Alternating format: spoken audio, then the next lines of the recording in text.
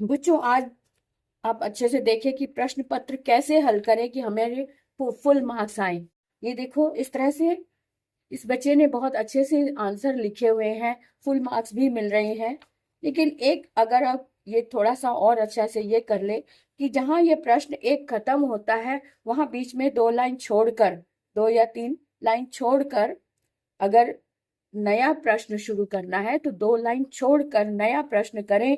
और नया प्रश्न का जो मेन प्रश्न नंबर है वो यहाँ पर, जैसे 2 लाइन छोड़कर यहाँ बीचों बीच अगर आप प्रश्न नंबर डाल देते हैं फिर उसके ऑप्शंस करें तो ये बहुत ही स्पष्ट रूप से ये आंसर हो जाता है। एग्जामिनर को चेक करने में मुश्किल नहीं होती।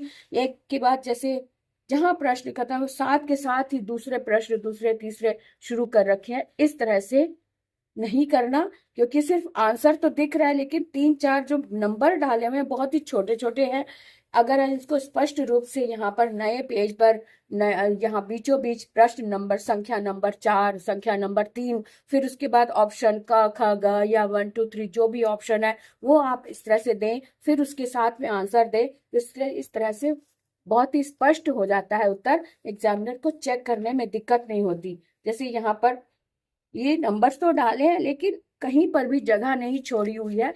ये इस बात का ध्यान रखो आप लोग कि जब नया प्रश्न शुरू हो, जैसे यहाँ पे 4 नंबर शुरू हुआ है पूर्ण वाक्य उत्तरद, तो ये पूर्ण वाक्य उत्तरद और प्रश्न नंबर 4 जो है वो यहाँ पर 2 लाइन छोड़ने के बाद यहाँ बीचों बीच लिखे और फिर उसके बाद ऑप्शन इसके जो है 1 2 3 जो भी ऑप्शन है उसके वो लिखकर उसके सामने उत्तर लिखे। एकदम स्पष्ट हो जाता है यहाँ से यहाँ तक प्रश्न नंबर 4 के उत्तर हैं।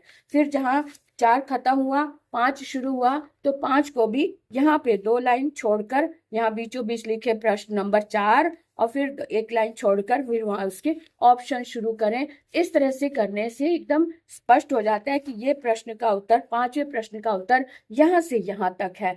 तो आप भी ध्यान रखें कि जब कटिंग हो जाती है तो इस तरह से कटिंग ना करें। यही नहीं पता चलता उसी में आपने आंसर लिख रखे हैं, उसी में कटिंग कर रखी है, तो ऐसे में क्लियर नहीं हो पाता कि आंसर कहाँ है। तो ऐसे में जब ये सारा ही कट गया था तो मैंने पूरा सर्कल करके ये किया, लेकिन बाद में देखा कि ओहो ये तो ये सही दिया हुआ है, ये भी सही दिया हुआ है, ये सही दिया हुआ है।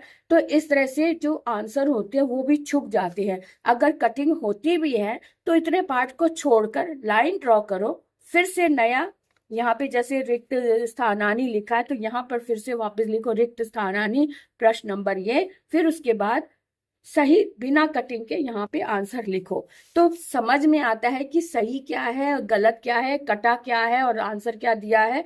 इस तरह से आप औच पौच मत करो, ऐसे में नंबर आपके छुप जाएंगे और गड़बड़ हो जाएगी। आप कहेंगे कि मैंने तो सही लिखा था, सही लिखा था, लेकिन यहाँ पे कटिंग है वहीं पर आंसर, वहीं पे कटिंग वहीं पे आंसर, ऐसे नहीं किया जाता। इसको बहुत ही स्पष्ट रूप से दर्शा